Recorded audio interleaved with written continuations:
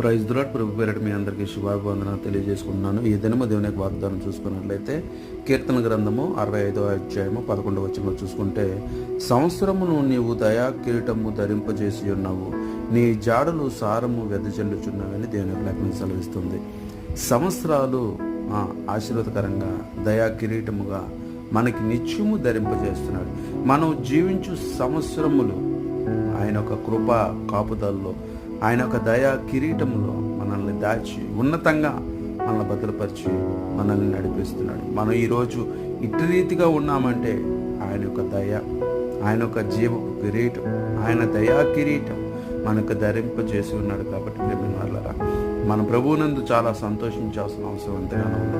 ఆయనే సమస్తమును సమకూర్చేవాడు, మనం నిలబెట్టేవాడు. కాబట్టి ఏ విషయాల్లో మనం ఆధారపడకుండా మనం దేవుని యందు సంతోషపడగలిగితే దేవుడు అట్టి కృప ధన్యత మనం దయచేయనుగా.